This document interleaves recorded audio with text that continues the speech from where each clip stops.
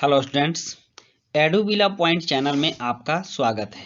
आज हम करेंगे क्लास 9 के बच्चों के वर्कशीट नंबर 85 को, और ये वर्कशीट होगी क्लास 9 के हिंदी विषय की।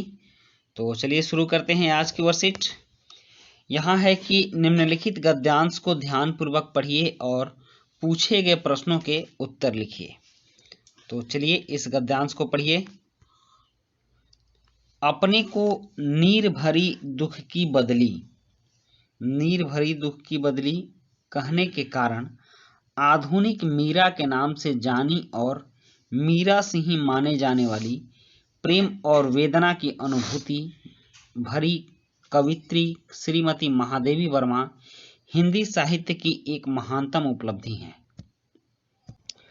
नीर भरी दुख की बदली का मतलब हुआ पानी से भरी हुई एक दुख की बादल, और इनके बारे में कहा जाता है कि यह प्रेम और वेदना की अनुभूति होती थी इनके कविताओं में, और इसलिए इनको आधुनिक मीरा के नाम से जाना जाता था। और हिंदी साहित्य के लिए इन्होंने इतना कुछ किया कि हिंदी साहित्य की महान उपलब्धि बन गई, और इन्होंने हिंदी साहित्य को भरपूर कर दिया।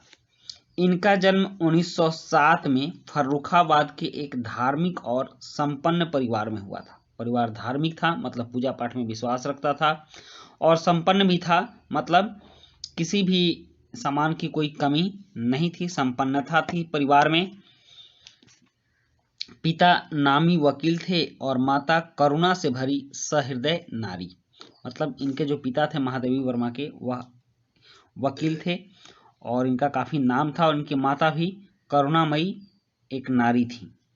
इनकी शिक्षा, महादेवी वर्मा की शिक्षा पहले जबलपुर फिर इलाहाबाद में हुई। संस्कृत साहित्य में एमए करने के बाद प्रयाग महिला विद्यापीठ की प्रधानाचार्य बनकर कार्य करने लगी। मतलब यह पढ़ाने भी लगी, और संस्कृत से इन्होंने एमए किया था। शिक्षा जगत में कार्य करने के साथ साथ समाज की साहित्यिक सेवा भी आरंभ से ही करती रही। इस कार्य के लिए इन्होंने कुछ सामाजिक और साहित्यिक संस्थाएं भी स्थापित की। वहां आने वाले प्रत्येक व्यक्ति को मां और बहन का दुलार दिया। वे संस्थाएं आज भी बनी रहकर इनकी यशोगाथा कह रही हैं। मतलब शिक्षा और समाज के साहित्य की सेवा के लिए इन्होंने कुछ सामाजिक और साहित्यिक संस्थाएं बनाई, और जो भी उन संस्थाओं में आता था उनको माँ और बहन जैसा प्यार मिलता था, दुलार मिलता था। और ये संस्थाएं आज भी उनकी यशोगाथा कह रही हैं, मतलब उनका यशगान गा रही हैं, उनका गुणगान कर रही हैं कि इनके वजह से ही हिंदी साहित्य कुछ आगे बढ़ा। अब यहाँ कुछ प्रश्न हैं जो कि इस गद्यांश से लिए गए हैं, और अब इन प्रश्नों को देखकर फिर इनका उत्तर लिखते हैं। महादेवी वर्मा को हिंदी साहित्य की महानतम उपलब्धि क्यों कहा गया है? और प्रश्न 2 है, उनका जन्म कब और कहाँ हुआ था? ग है, उनके माता पिता के बारे में क्या बताया गया है? इनकी शिक्षा कहाँ हुई है? और महादेवी वर्मा की यशोगाथा कौन गा रही है और क्यों? तो चलिए अब इन प्रश्नों के उत्तर लिखते हैं। प्रश्न 1 है, महादेवी वर्मा को हिंदी साहित्य की महानतम उपलब्धि क्यों कहा गया है? तो इसका उत्तर है, क्योंकि महादेवी वर्मा ने हिंदी साहित्य के उत्थान के लिए बहुत बड़ा योगदान दी है। साथ ही वह मीरा की तरह प्रेम और वेदना की अनुभूति भी थी, जिसके कारण उन्हें हिंदी साहित्य की महान उपलब्धि कहा गया है। प्रश्न 2 है, उनका जन्म कब और कहाँ हुआ था? तो इसका उत्तर है, उनका जन्म 1907 में फर्रुखाबाद में हुआ था।